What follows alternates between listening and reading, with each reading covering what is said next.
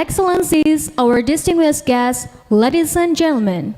Now we are moving to the first discussion about mainstreaming agriculture and food sovereignty. This discussion will be moderated by Lecturer of International Relations UIN Jakarta, Ms. SK Dwipayana. To Ms. SK Dwipayana, the place is yours.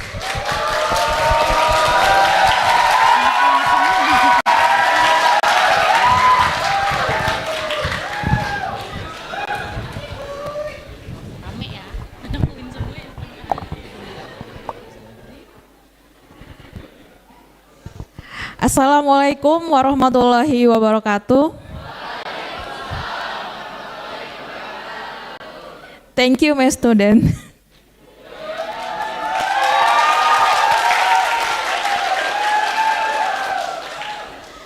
Good morning, everyone, and welcome to today's seminar titled Mainstreaming Agriculture and Food Sovereignty. I'm SK Dwipayana, and I will be your moderator for today's seminar. To kick off our session, I would like to invite our speaker. We have two speakers here. The first one will be going to Dr. Hyung Jono. Without further ado, please welcome Dr. Hyung Jono. Please join me.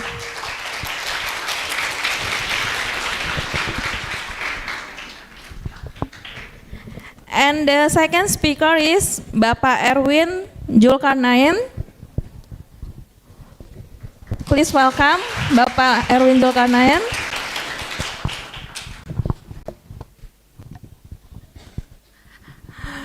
Okay, before we begin, let me explain an overview of what we will be discussing. We will be covering some of the issues are as follows. The first one is lesson learned from Korea agriculture advancement and policies, and the second is enhancing trade relation and investment in agriculture between Indonesia and Korea, and the last is bilateral policy frameworks to support agriculture focused cooperation. Now I would like to welcome our speaker to start the presentation. The first presentation will be going to Dr. Hyung Jono. He will be presenting on agriculture science-based international development cooperation of Korea for global food security. But before he delivers his speech, we have to watch two short video that will lead us dive deeper into the topic. So the participant, please pay attention to the screen in front of you. Suddenly, the future has arrived today. We always dive right into the heart of it. Without boundaries or limits, we create a new framework with science and help each seed and farmer to unfold their world.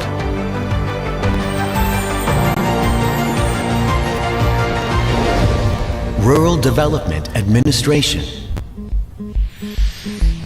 The Rural Development Administration has supported the development of agriculture and rural areas in Korea, and even the growth of national power in each period of urgent change. With the DNA of innovation, we are now preparing for a greener tomorrow.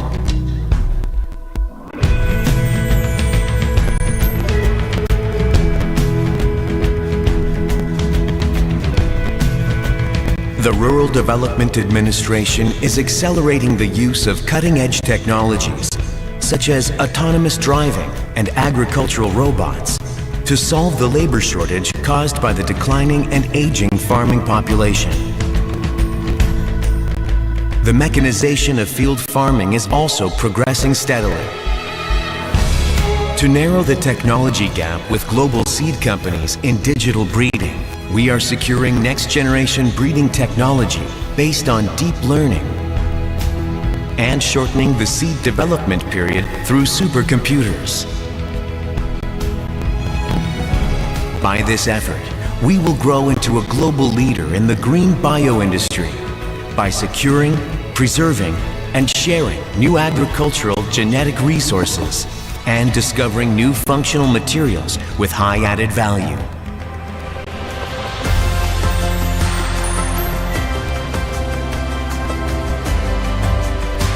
Instability of grain. Suddenly, the future has arrived today. We always dive right into the heart of it. Without boundaries or limits, we create a new framework with science and help each seed and farmer to unfold their world.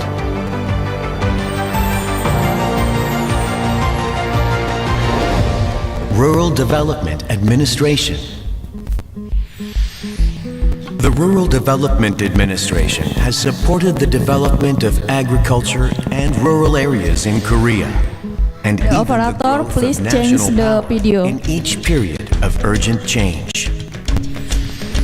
With the DNA of innovation, we are now preparing Please for a change the greener video. tomorrow. Move to another video, please.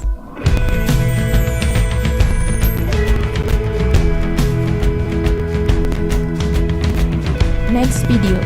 The Rural Development Administration is accelerating the use of cutting-edge technologies.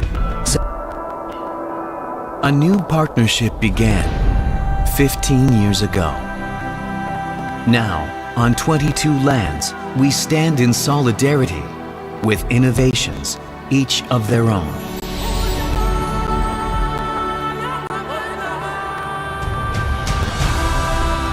Coming together to realize vast agricultural potential.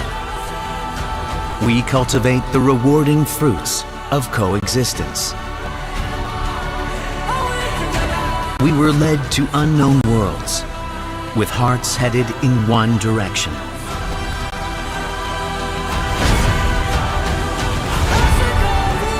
To overcome a crisis that concerns everyone, believing we could do it on our own.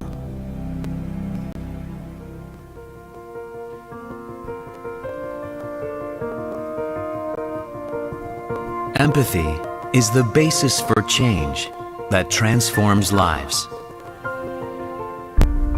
Korea's experience of extreme poverty, yearning for change.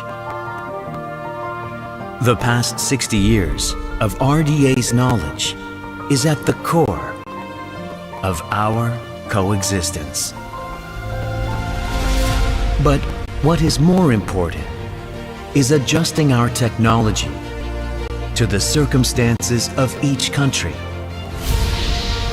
This is why Copia Center places itself locally and looks at agriculture through their eyes. That is how we work for greater production and better income, to enhance adaptability amidst climate change. We developed rice varieties suitable to various climates and soils together. To overcome the food crisis, we transferred hydroponic technology for seed potatoes from sowing to harvest, and radically increased potato production.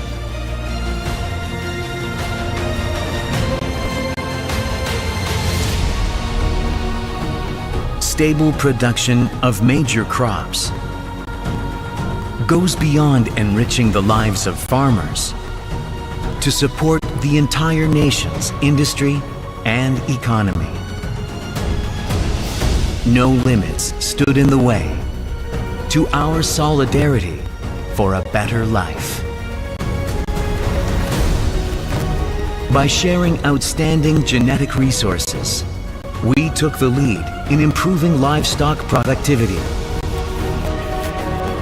and transferred the fruits of our white revolution, know-how of protected horticulture, contributing to steep increase in yield of horticultural crops. We look forward to the day the outcomes of coexistence take firm root. By spreading the experience of our model villages widely and educating local agricultural experts, utopias are embodied through our lives daily.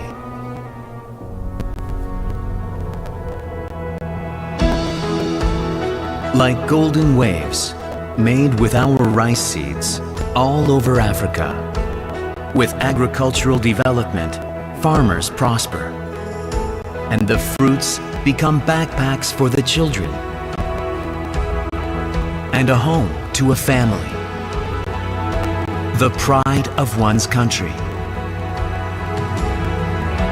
That pride can make the world a better place. The world lacks nothing. Seeds that have yet to sprout. Countless possibilities undiscovered await us.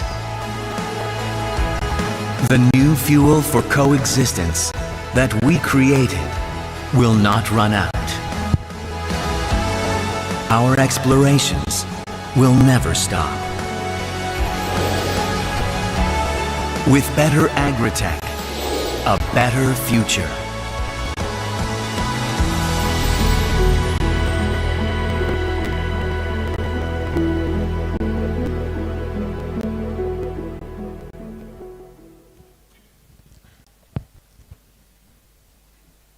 That is all about the video. Hope you found the video informative and useful. Now it's time to Dr. Hyung Jun Noh to present his finding. But let me introduce you first about the Dr. Hyung Jun Noh. He is currently working in Rural Development Administration of Republic of Korea. And he will be presenting on agricultural science-based international development cooperation of Korea for global food security. Which I'm sure will provide us with some interesting insight. So, Dr. Hyung Jun Noh, the floor is yours.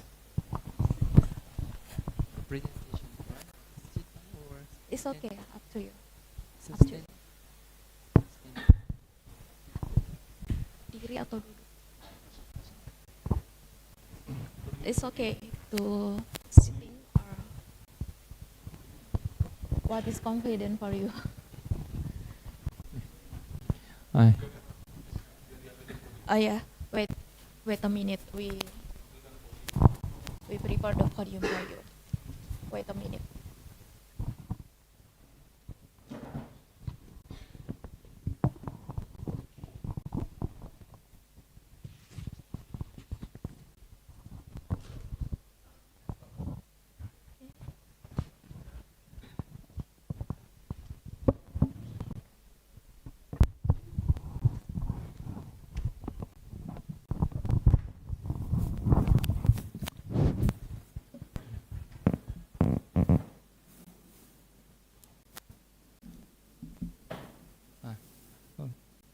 Hello, distinguished guests, ladies and gentlemen.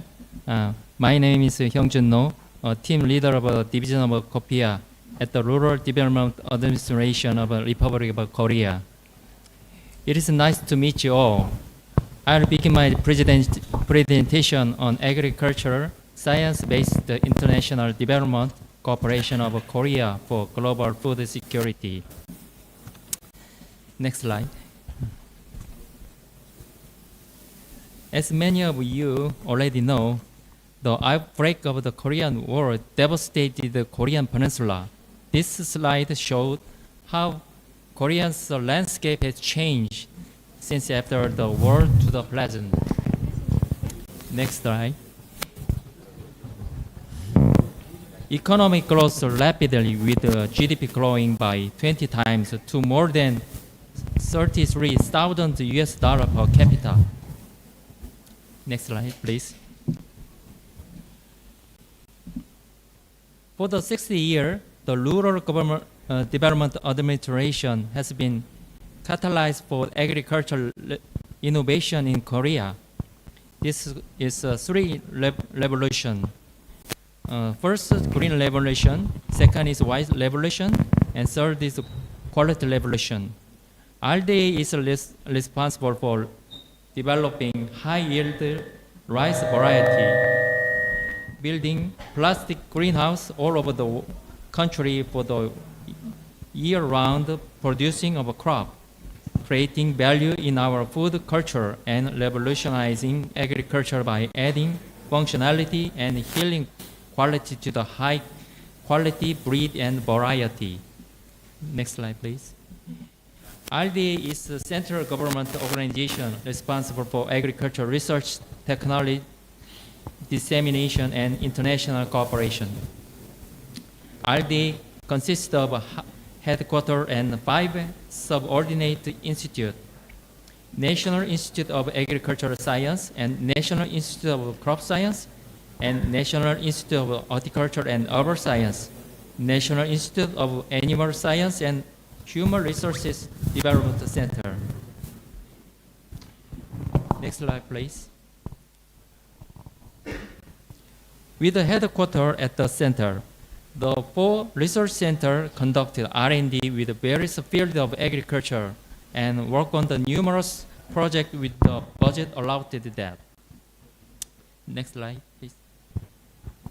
Our vision is to foster vibrant rural community by using science and technology to advance our agriculture for the very future. Next slide, please. RDA made strategy: first, expanding and advancing smart farming practice and green bioconvergence. Second is securing food sovereignty responsible to climate change, working toward the carbon neutrality, and contributing to global spreading of agricultural technology. Third, enabling vibrant rural community by cultivating local specialty crops and utilizing crop process.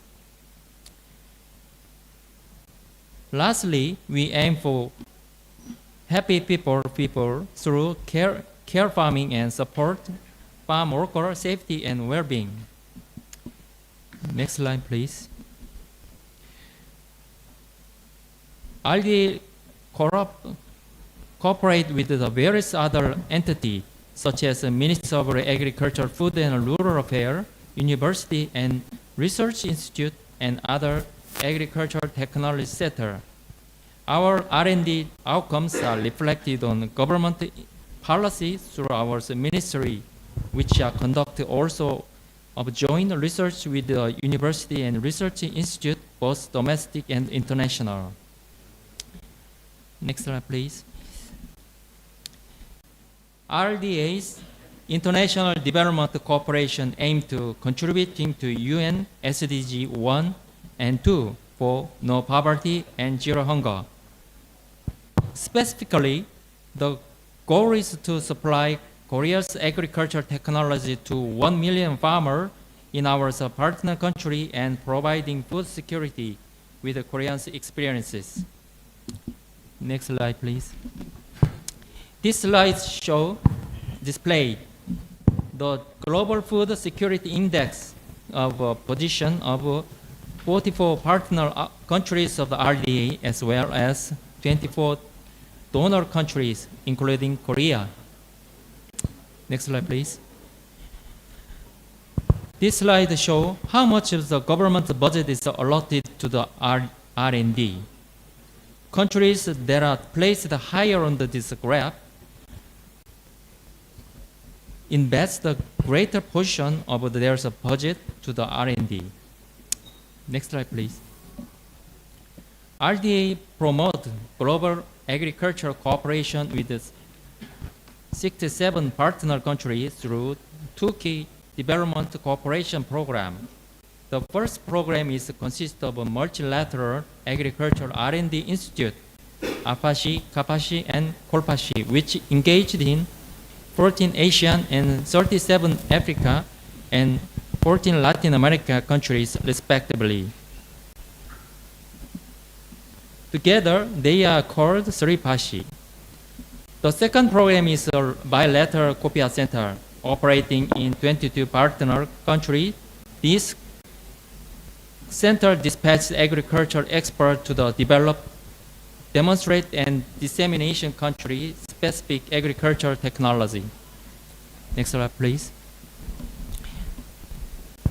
So, RDA's international cooperation is a two-track platform, the bilateral COPIA and multilateral PASI. Countries in Asia and Africa and Latin America joined the APASI, PAPASI, and COLPASI respectively to conduct a joint research on the agricultural issue of the continent. And COPIA centers are installed in country to one-to-one cooperation to develop locally customized technology for each country's specific need. Next slide, please. Upon request, RD installed the COPIA center locally, usually within the counterpart institute, a national research institute of agriculture. Then, an experienced agriculture expert is dispatched to the center to develop, dissemination, and extend the technology for suitable to local environment. Next slide, please. In 2022, COPIA was shortlisted by OECD OPSI as an innovative development cooperation platform, acknowledging its outcome and success. Next slide, please. According to the UN's World Food Program, 1 person in every 10 do not get enough to eat. Most of this population is concentrated on the African continent. Next slide, please. To address this global crisis, the Korean government launched a project on the African continent and named it as K-Rice Belt. This is a massive project sponsored by Minister of Agriculture, Food and Rural Affairs of Korea. It involved various Korean governmental organizations, including RDA, as well as some international organizations. The goal of this project is to increase rice production in Africa continent. RDA is responsible for developing and producing rice seed suitable for growth in Africa. Next slide, please. Currently, the countries shown on this slide signed an agreement with the Korean to participate in the K-Rice Belt initiative. More countries are asking to join the project, and the process is ongoing to them to join. Next slide, please. RDA's role in K-Rice Belt to improve production of the rice seed, which was called RICEPIA. RICEPIA is shortened for Rice Seed Production Improving for Africa.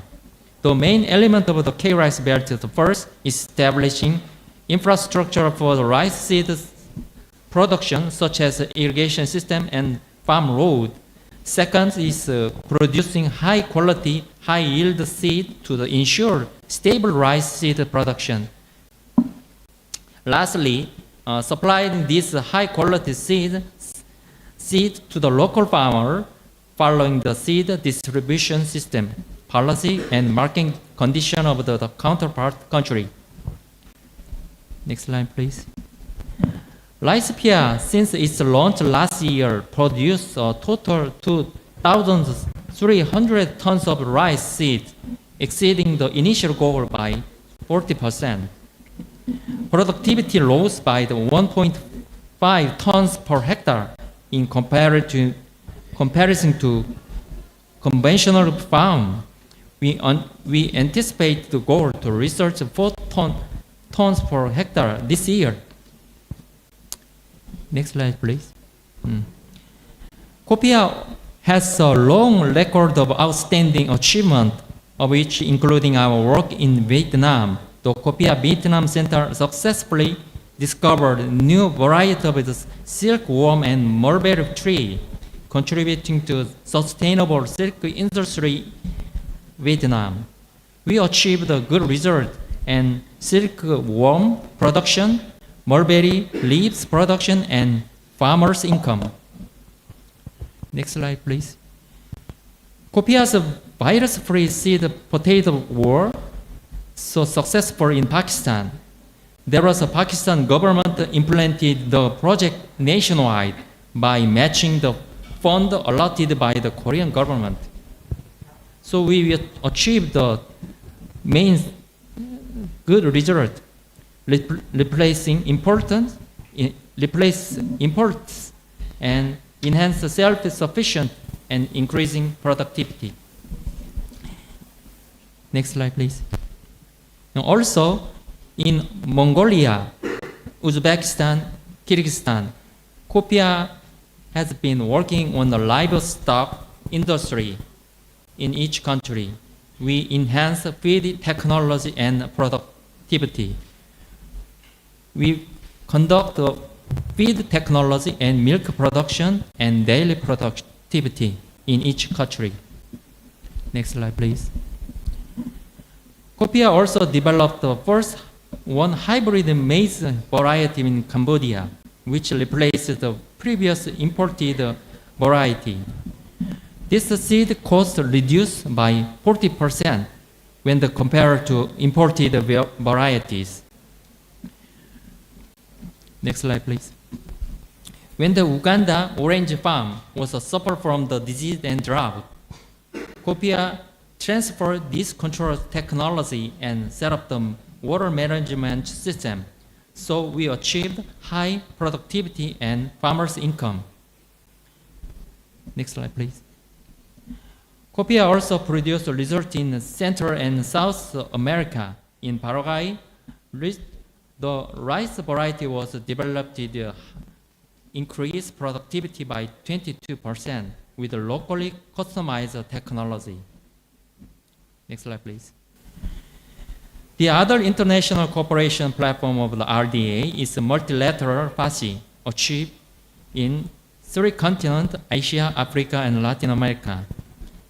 FACI, short for Food and Agriculture Cooperation Initiative, is an R&D platform for the country of the same continent to work together in project to address the common agriculture issue.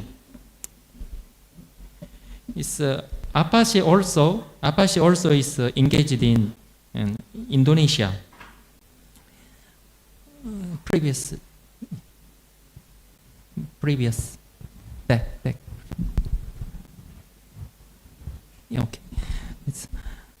The key achievement of the FACI is the Soil Atlas of the Asia. Created with the FACI is in Asia, or FACI or FAO, compiling soil information of Asian country for access online. Next slide, please. FACI in Africa, or CAPACI, work with the Africa rice to develop high-yield rice variety adapted to African environment. The total of the 39 variety was developed in the 11 countries from 2017 and 2024, of which many become nationally registered variety. Next slide. RDA Colpaci, FACI in Latin America, work with the Agriculture Center, Central International Agriculture Tropical, drought tolerance freeze-hold variety. Next slide, please.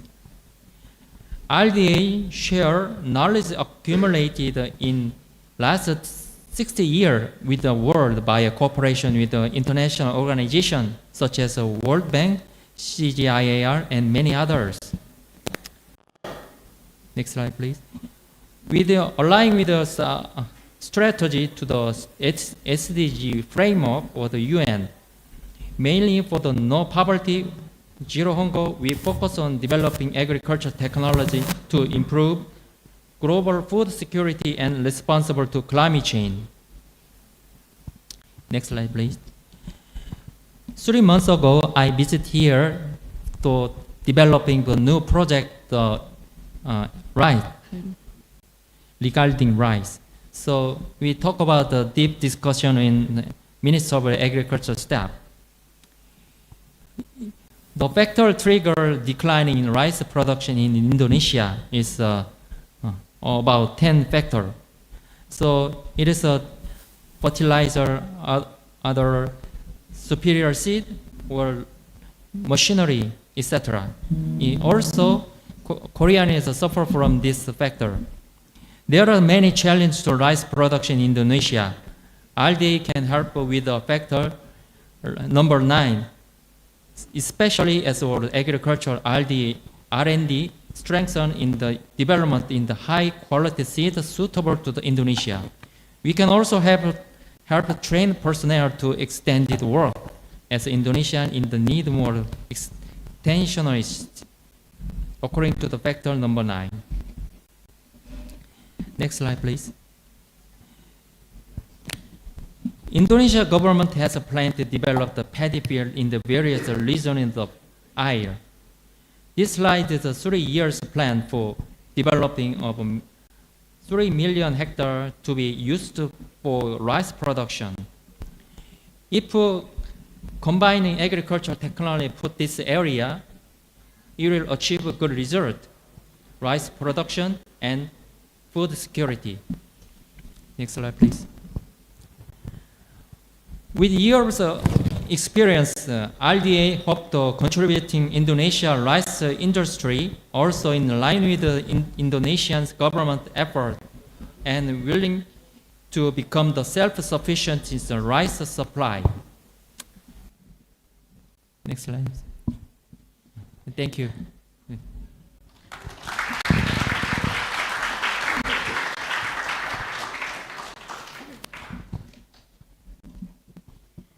Thank you, Dr. Hyung Juno, for sharing your knowledge and insight with us today. So let me briefly summarize the main point and takeaways from our speaker before we move to another speaker. I highlight many points that are: Rural Development Administration is a central government organization responsible for agricultural research, technology dissemination, and international cooperation. With vision to vibrant agricultural and rural communities created with science and technology for a better future and have mission creating future value in agriculture, the leading science and technology and sustainable growth of agriculture and rural areas drove change and innovation, and also Rural Development Administration have many strategies to reach future growth, industrialization, sustainable agriculture, lively countryside, and happy people. That is all about the conclusion. Hope this finding found you well. Hope this finding will be benefit for you. Now we move to the second speaker. Sudah ada di sini bersama kita Bapak Erwin Zulkarnain sebagai Kepala Hubungan Interinstitusi Kementerian Pertanian, ya Pak ya. Kepada Bapak Erwin Zulkarnain kami persilahkan untuk menyampaikan hasil dari temuan tentang agriculture. Silahkan Bapak. Baik, terima kasih. Mr. Jungjun, Bapak Ibu sekalian, Assalamualaikum warahmatullahi wabarakatuh. Mr. Park, Pak Teguh, Pak Arif, Bapak-bapak dari Dewan Pers, teman-teman media, teman-teman mahasiswa, selamat siang.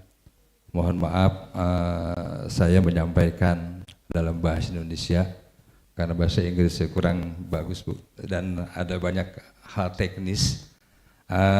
Saya takut keliru menyampaikan. Ya. Baik, Bapak Ibu sekalian, mohon maaf sebelumnya ada teraba dalam pengiriman file, Pak. Kami kirim ke Pak Sugeng sambil nunggu nanti dari teman Mas Agung kirim. Bapak Ibu sekalian, sebagaimana mungkin Bapak dan Ibu juga kemudian mengikuti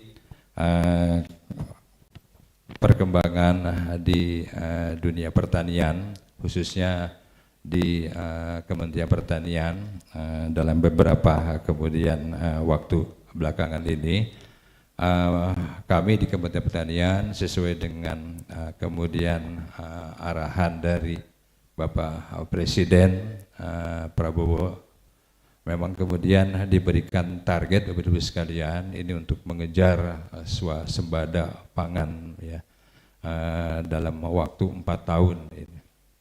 Jadi ini bukan hal yang mudah Bapak Ibu sekalian.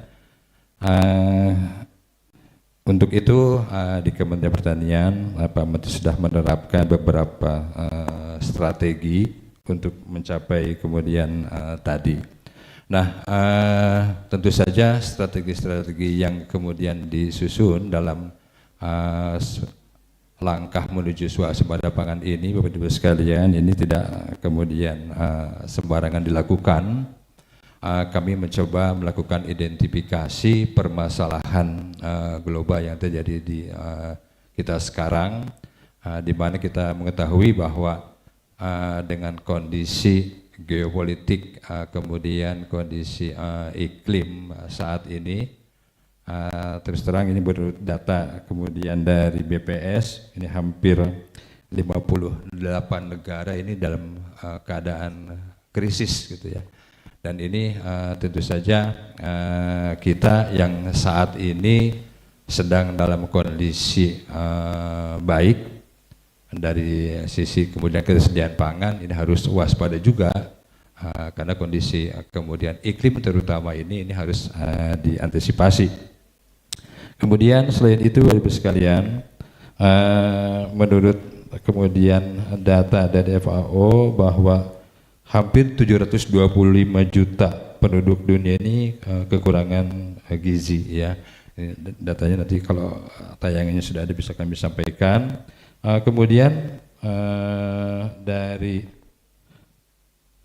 18 sampai 18% penduduk Indonesia ini juga rentan kelaparan ya.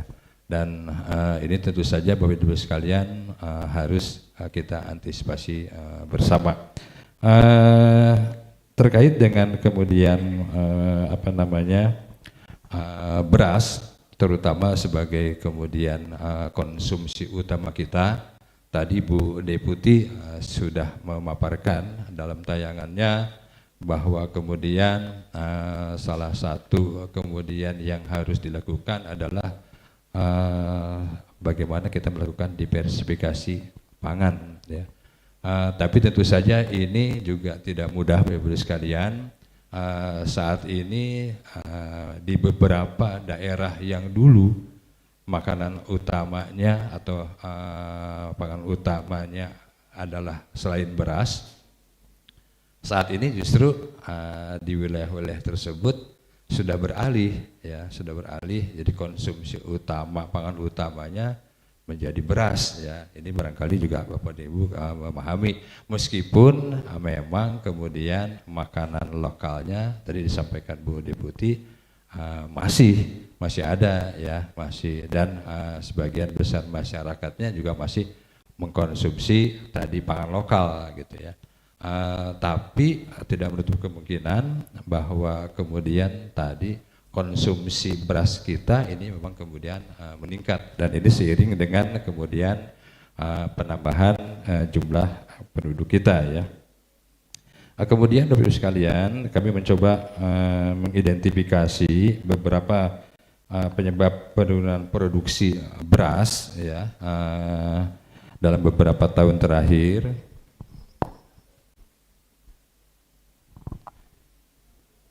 Yang pertama, kemudian sebelum sampai kemudian penetapan kebijakan di tahun 2024 ini, volume pupuk bersubsidi kita memang dikurangi. Ya, ini berkurang hampir 50%. Kemudian dari alokasi tadi masih ada Bapak Ibu sekalian sebesar 17 sampai 20 penduduk Indonesia petani yang tidak menggunakan yang bisa menggunakan kartu tani ya. Dulu untuk penebusan pupuk bersubsidi ini menggunakan kartu tani, tapi kondisi real di lapangan masih ada ini sekitar 17 sampai 20% petani yang tidak bisa menebus pupuk menggunakan kartu tani. Permasalahan utamanya yang kemudian kami identifikasi adalah karena harus kemudian menggunakan itu di beberapa lokasi tidak ada kemudian untuk koneksi menggunakan edisi ya, karena ini kartu ini hampir sama seperti ATM ya, di beberapa wilayah remote tidak bisa menggunakan. Kemudian dari alokasi tadi petani ini hanya diberikan pupuk untuk 1 kali tanam, padahal di beberapa wilayah sudah ada yang dalam 1 tahun IP-nya atau indeks pertanamannya sudah sampai 3, artinya sudah bisa 3 kali tanam, tapi hanya bisa menggunakan 1 kali ya, karena tadi keterbatasan pupuk tadi ya. Nah kemudian asintan atau teknologinya juga terbatas. Yang kemudian berikutnya, nah ini akibat kemudian El Nino ya Ibu sekalian, ini kekeringan ya, jadi sehingga di beberapa wilayah tanah subur yang dulu digarap untuk memproduksi beras ini tidak bisa digunakan karena tidak ada airnya gitu ya. Kemudian saluran irigasi ini hampir 60% kondisinya perlu direhabilitasi ya, karena banyak juga irigasi yang kemudian sudah termakan usia. Nah kemudian jumlah penyuluh yang menjadi pendamping para petani di lapangan juga ini semakin berkurang. Jumlah kemudian penambahan penyuluh tidak sebanding dengan penyuluh yang pensiun gitu ya. Nah ini salah satu beberapa masalahan. Nah kemudian Bapak Ibu sekalian, dari kondisi tadi Kementerian Pertanian kemudian menetapkan blueprint untuk 2024-2029 ini bahkan turun, dulu alokasinya sampai 4,73 juta. Nah kemudian ditambah anggarannya Ibu sekalian, dikembalikan hampir 2 kali lipat menjadi 9,55 juta ton, dan ini insya Allah bisa memenuhi kebutuhan tadi sampai 3 kali musim tanam. Meskipun di dalam kemudian evaluasi terakhir kemarin masih belum mencapai 100% ya, untuk distribusi, dan ini mungkin di teman-teman di pupuk PHC bisa nanti memberikan gambaran. Bapak Ibu sekalian, salah satu kemudian yang juga dilakukan terobosan oleh Pak Menteri di dalam penebusan pupuk bersubsidi ini, yang dulu para petani ini harus melakukan penebusan pupuk menggunakan kartu tani, sekarang kemudian bisa langsung melakukan penebusan menggunakan KTP. Jadi tidak perlu menggunakan kartu tani. Ya, selama nama yang ada di dalam KTP ini juga nama yang sama yang tercatat di dalam RDKK. Ya. Jadi ini sudah bisa, karena alokasi tadi pupuknya sesuai dengan masing-masing yang sudah tercatat di dalam RDKK. Sehingga petani sekarang cukup menggunakan KTP saja sudah bisa menebus pupuk bersubsidi. Bapak Ibu sekalian, kemudian dalam rangka tadi menggenjot untuk swasembada pangan ini, Kementerian Pertanian saat ini sedang melakukan percepatan cetak sawah tadi dengan target 3 juta, dan ini dilakukan secara bertahap Bapak Ibu sekalian. Ini di beberapa provinsi sentra, terutama di wilayah Kalimantan, ya, Kalimantan Tengah, Kalimantan Selatan, kemudian di Sumatera Selatan, juga di Papua Selatan, kemudian Papua Barat ya. Saat ini memang di tahap pertama ini ada proyeksi di tahun 2025 ini Bapak Ibu sekalian di Papua Selatan, Kalimantan Tengah, Kalimantan Selatan, Sumatera Selatan dan beberapa kemudian di provinsi lainnya meskipun jumlahnya tidak sesignifikan 4 provinsi yang tadi gitu. Sayang sekali ya koneksinya belum sampai, datanya mungkin ya bisa kami sampaikan Bapak Ibu sekalian terkait dengan progres cetak sawah di Merauke ya. Sebenarnya ini kalau visualisasinya bisa memungkinkan bisa ditampilkan. Nah, kemudian untuk saluran utamanya Bapak Ibu sekalian sudah ada. Jadi irigasinya di Merauke ini sudah ada dan ini jauh lebih mudah, tidak harus mencari lagi kemudian saluran irigasi. Dan sampai kemudian 13 Oktober 2024 ini sudah dilakukan untuk cetak sawah dan konstruksi saluran utama seluas 500 hektar yang di Merauke ya. Kemudian di Kalimantan Tengah juga demikian Bapak Ibu sekalian, ini juga sudah dilakukan program untuk cetak sawah dan sudah melibatkan ini para petani milenial ya di sana, termasuk mahasiswa kemudian lulusan perguruan tinggi yang juga sudah dilibatkan di lokasi.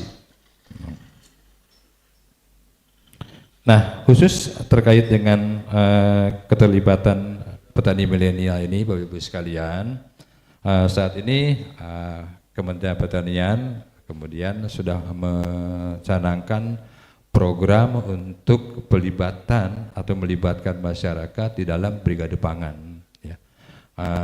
Jadi Bapak Ibu sekalian, keterlibatan brigade pangan ini terus terang ini dalam rangka upaya kita untuk melibatkan terutama para petani milenial ya. Ini karena kita melihat ini ada bonus demografi ya di Indonesia Bapak Ibu sekalian, dan ini salah satu kemudian peluang, saya kira salah satu peluang untuk tadi kita bisa bersama-sama bahu-membahu untuk mewujudkan tadi swasembada pangan.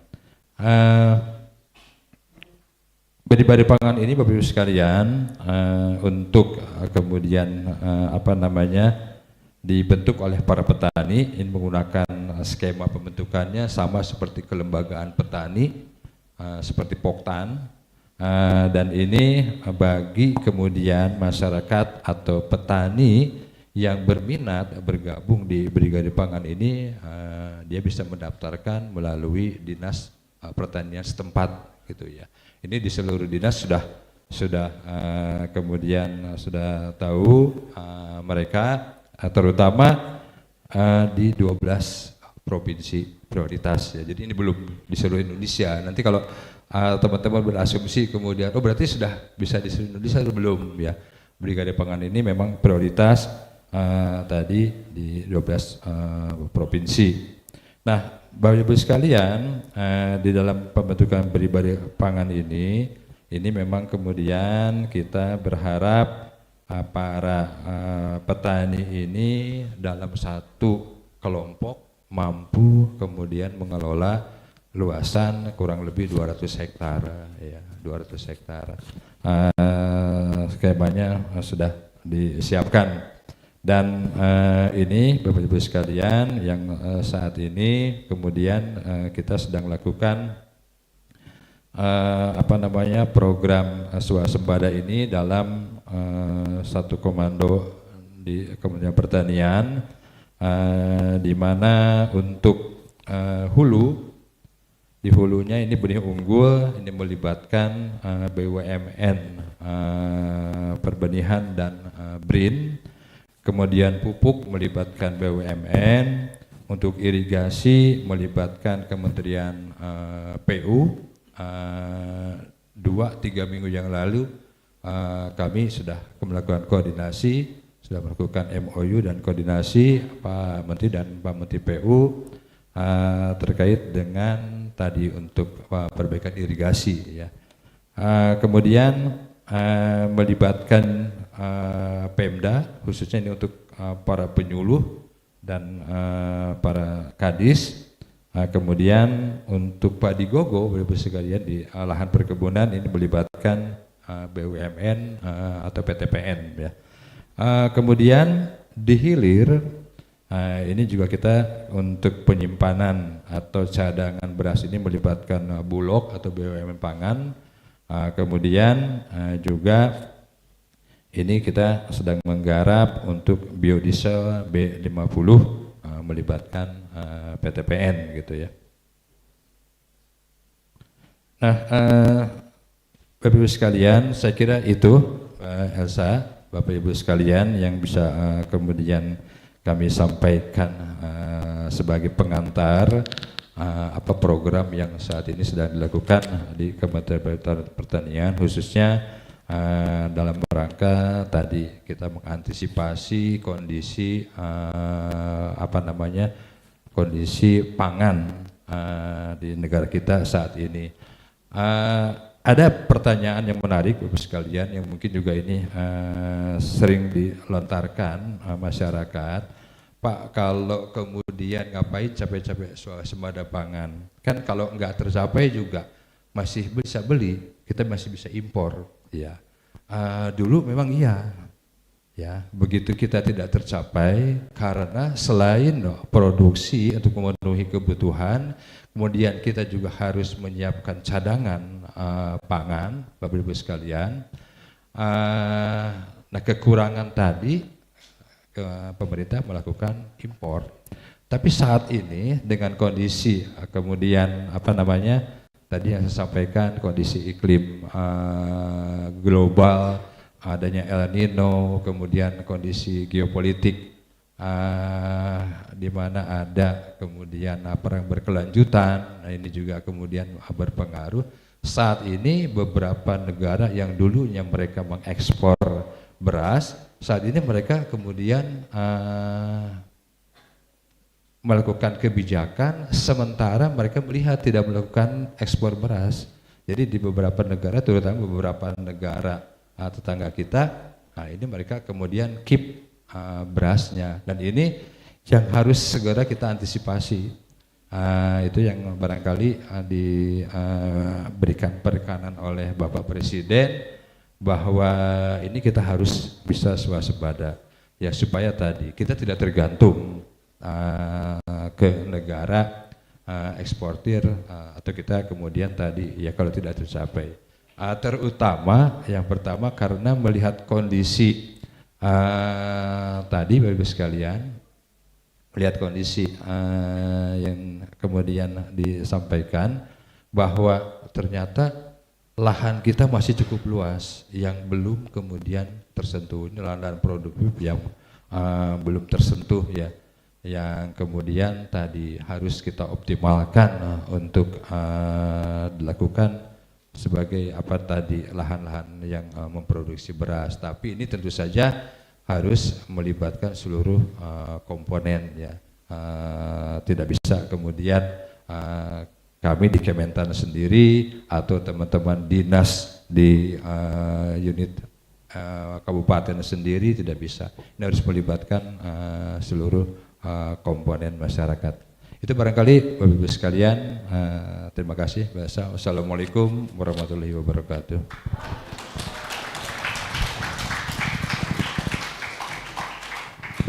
Terima kasih Bapak Erwin Zulkarnain atas pemaparan materinya. Once again, please give a big applause to our incredible speaker.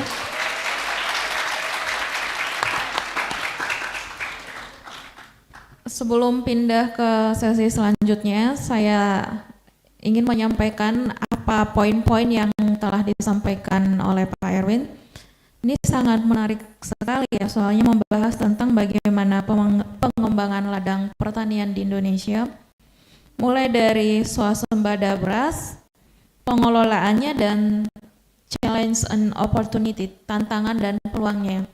Ternyata yang paling menarik yang saya highlight adalah bagaimana kita mengurangi ketergantungan impor dan bagaimana pemerintah hari ini sangat memaksimalkan sekali bonus demografi yang ada di kita dengan cara memanfaatkan generasi Gen Z ini ya untuk bisa bekerja di lahan di sektor pertanian. Kurang lebih itu yang disampaikan oleh Bapak Erwin Zulkarnain. Terima kasih sekali lagi Bapak. And now let's move to another session. This is the last session. Question and answer. So if you participant have question or answer from the audience, please raise your hand and state your name, affiliation or institution. And before asking your question, please mention to which speaker you ask your question. It's okay to deliver your question in Bahasa Indonesia.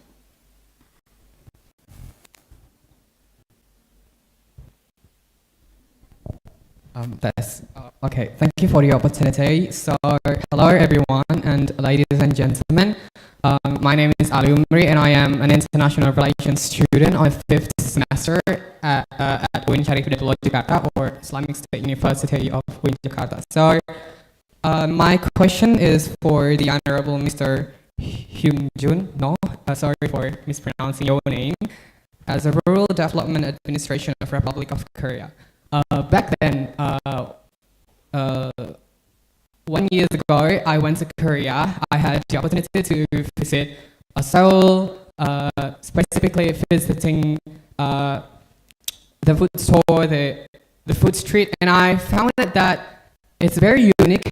I found many information about the calories, about the nutrition fact. If you compare it to Indonesia, it's so different. Like we are free of eating everything, but in Korea they are very concerned about calories and healthy diet. So I appreciate that, and it inspired me a lot to to implementing the healthy diet like the Korean people do. But actually my question is, South Korea has been successful in implementing sustainability-based agricultural policies that involve rural communities. So what approaches can Indonesia take in empowering farmers and rural communities to play an active role in maintaining food security, and how can these changes contribute to healthy lifestyles and increase life expectancy? Thank you.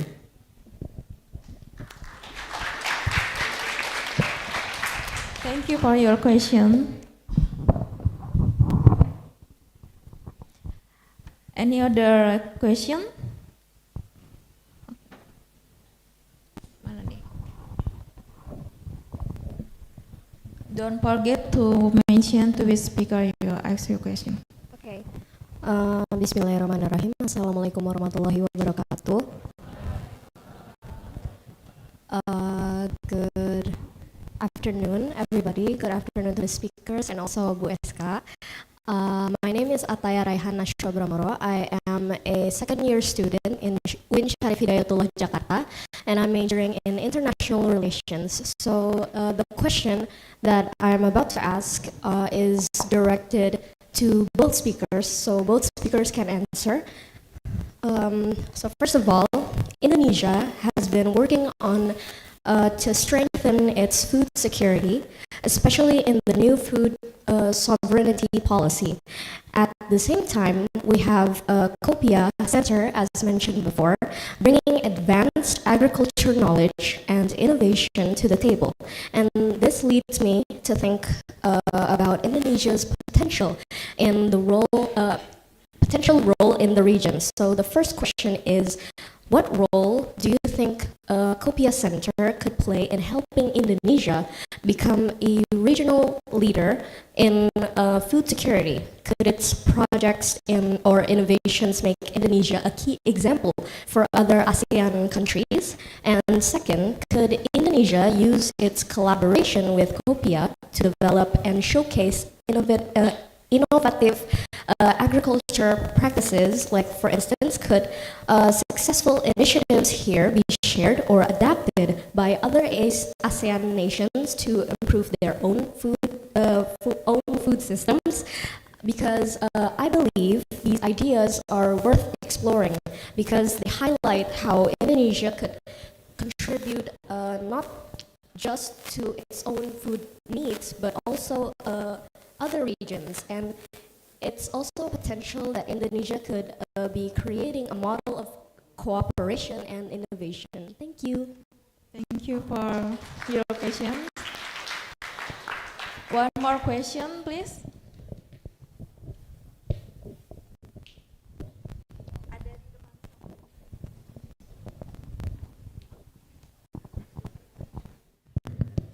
Bismillahirrahmanirrahim. Assalamualaikum warahmatullahi wabarakatuh. Good morning everyone and thanks to the opportunity. I am Sania Dila Putri from International Relations UIN Jakarta. So referring to our theme today, I have a question for Mr. Zulkarnain. The question is, how can President Prabowo's administration utilize the strategic partnership with South Korea to support Indonesia's vision as Asia's food born or sebagai lumbung pangan Asia? Thank you. Thank you for your question. I'm sure our speaker can address that question. Who's gonna? Yeah. Yes. Thank you for asking your question. I think rice productivity is very important in Asia. So also Korea is suffer from the short rice production. So around the 6 year, we developing agricultural technology for hybriding and rice high yield rice variety, and then changing the quality control. So Korean also 30 years ago, Koreans are targeting those big production, but these days is quality production. It's a very tasty rice is targeting. So we dispatch it to export to 23 country partner, and K-Rice Belt is training for African country for high yield variety rice production. I think Indonesia also suffer from shortage in rice production, and it's key. This government is food security. I think is targeting new paddy field, is developed this new technology, and same technology spreading. Your country is also can overcome the very weak point. So Korea is the same experience. So we can have share the technology and cooperation and training and cooperation other part. So other question is collaborating Kopia Center. As you know, so many years ago we trying to Indonesia and open the Kopia Center, but other cannot open this. But Africa food system, Apache system is working this Indonesia. 2010, Indonesia joined the Apache program. So we already 24 projects this country collaborating. So we trained around 400 people trained in Korea, in Indonesia people. So we also hope to real bilateral cooperation for Asia and Indonesia rice production. And 3 months ago, I visited here for making a new project for this rice production. When I visited farming for livestock farming, but your country's lack of dietary is milk production very low. I think your country's technology is a little bit high, but its feeding system is a little bit low. I think is putting the Korean technology, agriculture, livestock technology, putting your there, and your milk production is more recovered. I hope so. So another COPIA Center process is diplomatic project. It's government summit meeting or others requests, COPIA opening requests with we select and priority and open the process in your country. So in COPIA is very popular. Is a world name. In OECD named the innovation method in OD platform. So we innovation and revolution this ODA project. So we hope to making the good result in your countries for rice productivity and livestock industry. So it is a very good result in the bilateral cooperation. Another question?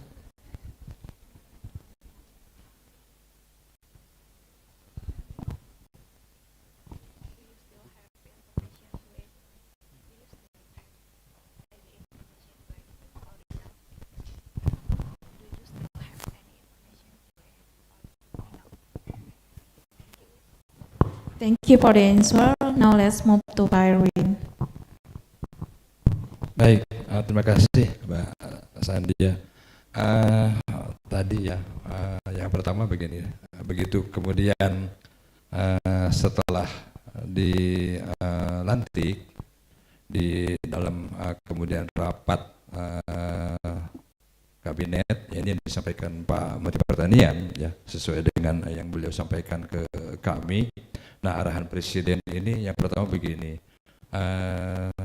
kami kemudian jajaran pemerintahan atau Pak Menteri ini diminta segera melakukan langkah-langkah untuk kolaborasi, kemudian mengundang investor sebanyak-banyaknya untuk terlibat di dalam setiap program di masing-masing kementerian, gitu ya. Ini yang waktu itu disampaikan ke kami, dan kemudian langkah yang kemudian di Kementerian Pertanian Bapak-Ibu sekalian juga sama menindaklanjuti tadi, maka kemudian Pak Menteri juga memberikan arahan kepada jajaran di bawahnya untuk membuka ruang kolaborasi sebanyak mungkin. Itu kalau nggak salah ya Pak Karo ya, yang disampaikan Pak Menteri ya, bahkan ada 2 kemudian eselon 1 yang diberikan challenge ya, beliau sampaikan kalau perlu silahkan, kalau mau keluar yang penting bawa investor di kita gitu untuk terlibat di dalam program prioritas nasional. Nah, khusus di dalam program swasembada pangan Bapak sekalian, nah ini memang tadi yang saya sampaikan, langkah-langkah di awal tadi ini memang kemudian tadi karena kami juga harus melakukan kolaborasi internal kita, lingkup atau antar kementerian dan lembaga di dalam negeri gitu ya. Salah satu contoh misalkan tadi melibatkan kemudian BUMN, baik kemudian BUMN pangan atau BUMN yang memang kemudian supporting ke bidang pangan untuk terlibat aktif di dalam program tadi. Nah, kemudian misalkan seperti tadi irigasi. Nah, ini terus terang kita Menteri sudah melakukan kemudian koordinasi dan kolaborasi dengan Menteri PUPR, dan mungkin teman-teman membaca dalam 2-3 minggu yang lalu Pak Menteri PUPR di salah satu media kemudian sudah disampaikan ini anggarannya bahkan di stop sementara oleh Kementerian Keuangan, diminta melakukan realokasi anggaran prioritas untuk mensupport swasembada, ya swasembada pangan.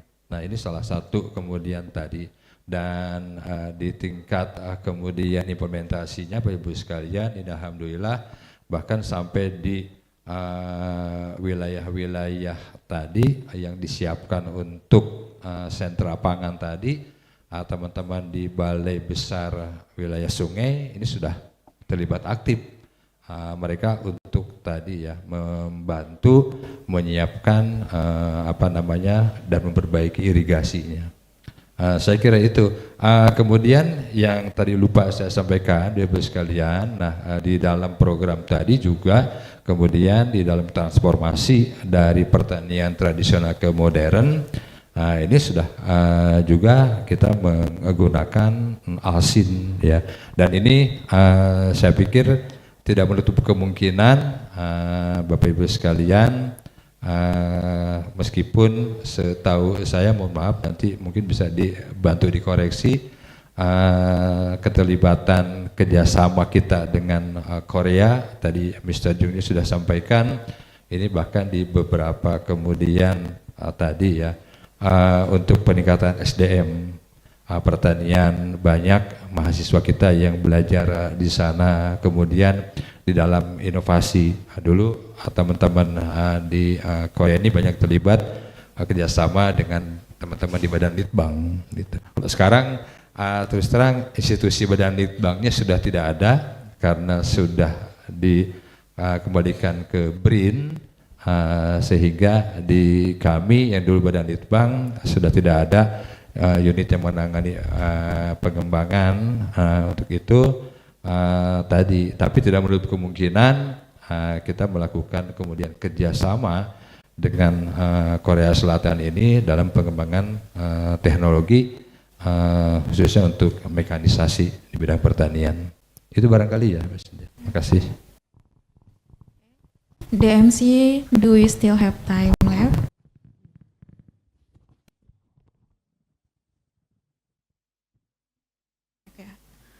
Okay, now let's move to second round of Q&A session. If you still have question or opinion about the agriculture, don't hesitate to raise your hand.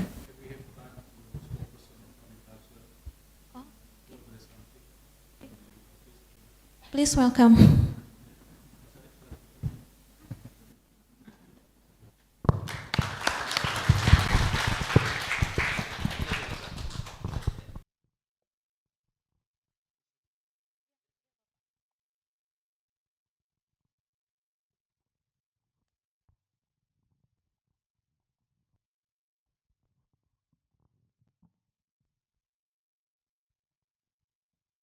Baik, terima kasih. Selamat siang. Assalamualaikum warahmatullahi wabarakatuh.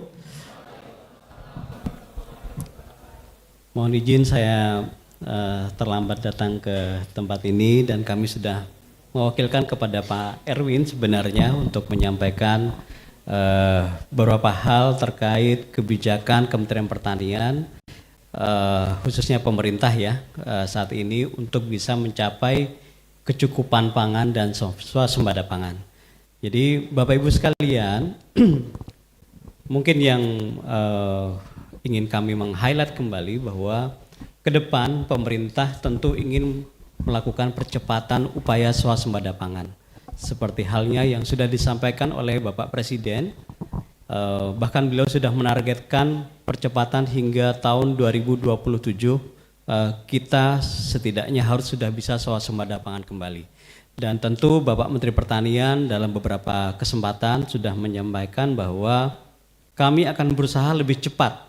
Ya, kita akan berusaha lebih cepat lagi untuk bisa mencapai swasembada pangan, dan ini tentu bukan suatu hal yang mustahil sebenarnya buat kita, dan kita ingin segera dengan swasembada pangan ini kita sudah bisa menghentikan impor pangan kita ke depan.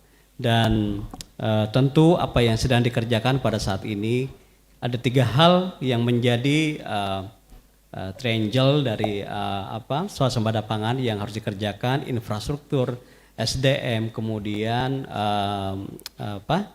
sarana pendukung produksi pertanian. Ini yang sedang dikerjakan, dan betul tadi sudah disampaikan oleh Pak Erwin bahwa bagaimana kita memperbaiki tata kelola dari irigasi, kemudian tata kelola pupuk, yang sebelumnya Bapak Ibu sekalian dapat kami sampaikan bahwa pupuk dalam beberapa tahun terakhir itu mengalami penurunan yang sangat tajam hingga tinggal 50%. Dan Presiden sudah menyelesaikan memberikan mengembalikan lagi jumlah pupuk subsidi yang sebelumnya hanya tinggal 4,5 juta ton kembali menjadi 9,55 juta ton sesuai dengan kebutuhan, dan ini akan terus dipertahankan berapapun biaya yang dibutuhkan.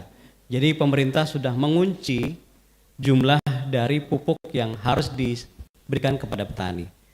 Jadi ini adalah kunci swasembada yang harus kita selesaikan. Kemudian transformasi pertanian modern, ini yang sedang kita kerjakan. Bapak Ibu sekalian, mungkin adik-adik mahasiswa juga melihat dalam beberapa postingan mungkin di pemberitaan ada yang salah menginterpretasikan bahwa kita sedang membentuk brigade pangan yang harapannya mereka bisa mendapatkan penghasilan minimal 10 juta per bulan. Dan ini sangat terbuka sebenarnya untuk kaum milenial, tidak hanya bagi mahasiswa pertanian atau para petani yang ada di daerah-daerah yang sedang kita lakukan upaya optimalisasi produksi lahannya dan cetak sawah. Jadi adik-adik mahasiswa dari jurusan apapun silahkan kalau tertarik bisa bergabung dalam brigade pangan ini. Jadi teman-teman akan diberikan lahan seluas 200 hektar, satu brigade jumlahnya 15 orang, dan itu sudah dihitung-hitung bahwa mereka akan mempunyai potensi pendapatan minimal 10 juta per bulan. Kalau kita hitung per bulan bisa mendapatkan itu. Kalau kita bertanam selama 3 bulan, artinya teman-teman akan mendapatkan 30 juta dalam satu periode tanam. Begitu. Ini yang sedang kita terus gerakkan agar anak-anak muda mau terjun di sektor pertanian. Karena apa? Kuncinya agar anak-anak muda untuk mau terjun ke sektor pertanian itu ada 2. Mereka diberikan jaminan bahwa bertani itu akan menguntungkan. Kemudian yang kedua, teknologi harus masuk. Dan adik-adik sekalian dan Bapak Ibu sekalian, dalam brigade ini akan diberikan bantuan alat mesin pertanian senilai 3 miliar. Jadi mulai dari traktor roda 4, traktor roda 2, rice transplanter ya untuk bertanam gitu ya, sudah modern, kemudian hingga combine harvester. Jadi ini akan diberikan secara cuma-cuma, dihibahkan oleh pemerintah untuk dikelola oleh brigade yang jumlahnya 15 orang ini. Dan ini harapannya kaum milenial akan bergabung dan mau menjadi bagian dari upaya pemerintah untuk mencapai swasembada pangan. Ini adalah hal-hal yang saat ini sedang dikerjakan. Selain juga cetak sawah, saya kira cetak sawah itu adalah program jangka panjang yang sedang dikerjakan. Tentu hasilnya tidak akan bisa kita lihat dalam 1-2 tahun lah ya. Itu adalah program jangka panjang, tapi optimalisasi lahan yang ada saat ini sedang kita lakukan. Yang tanamnya baru 1 kali kita upayakan bisa tanam 2 kali, 3 kali. Yang 2 kali bisa 3 kali, 4 kali. Ini yang sedang dikerjakan oleh pemerintah, Dan hitung-hitungan BPS, Bapak Ibu sekalian, BPS melihat kami sudah memperhatikan data yang ada saat ini, dari bulan Agustus hingga bulan November saat ini, kecenderungan produksi kita adalah positif. Kita surplus dibandingkan dari bulan yang sama di tahun 2023. Dan kami optimis ke depan, dalam beberapa bulan ke depan, dengan berbagai upaya yang sudah kita lakukan, kita pasang pompa di berbagai tempat di Indonesia ini, karena El Nino kemarin cukup keras gitu ya, El Nino-nya cukup parah. Kami melihat upaya dengan pompanisasi yang sudah dilakukan, perbaikan irigasi, itu sudah memberikan dampak yang luar biasa terhadap kenaikan produksi. Bahkan kenaikannya kalau kita hitung dari bulan Agustus hingga bulan Oktober, itu sudah mencapai 1,4 juta ton. Ini artinya kalau dikalikan sekitar nilainya lebih dari 12 triliun kalau dihitung dalam setara beras. Jadi ini adalah hal-hal yang sedang kita kerjakan, dan kami berterima kasih diberikan ruang untuk bisa menyampaikan program yang sedang dikerjakan oleh pemerintah untuk mencapai swasembada pangan ini oleh teman-teman dari JMSI itu dan dari Kedutaan Besar Korea. Demikian mungkin beberapa hal yang dapat kami sampaikan, sisanya mungkin tadi sudah disampaikan secara lebih terperinci oleh Pak Erwin, berbagai upaya yang lainnya.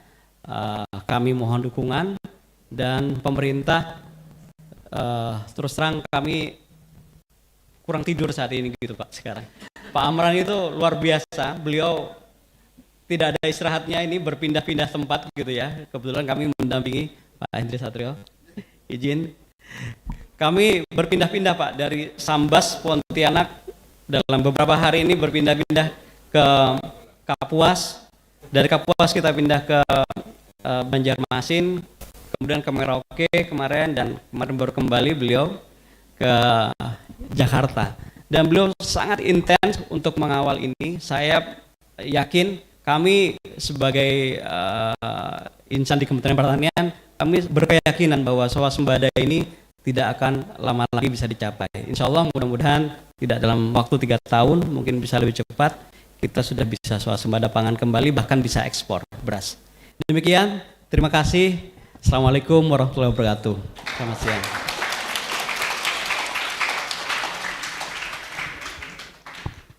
Let me introduce Bapak Arif Cahyono. Bapak Arif Cahyono adalah Kabiro Humas Kementerian Pertanian. As Bapak Arif Cahyono told us before, he really wanting and asking Genji to join Ministry of Agriculture to develop our agriculture, especially for Genji. And please become a farmer because we have so many incentive that give by the government. Intinya Bapak Arif Cahyono pengen sekali kalau kalian sebagai Genji mau menjadi petani, karena insentifnya juga lumayan tinggi dan tidak kalah menariknya dari pekerjaan-pekerjaan yang lain. Now let's move to second round of Q&A, or we have closed the time. Okay. I think this is the end of the first session of this topic. Thank you all for your participation and engagement in today's seminar. I would like to thank you to our amazing speaker once again for their valuable insight, and to the audience for your active participation. We hope you found this seminar informative and useful. Thank you for coming and have a great day. Thank you very much to the speakers and moderator for informative and insightful presentation.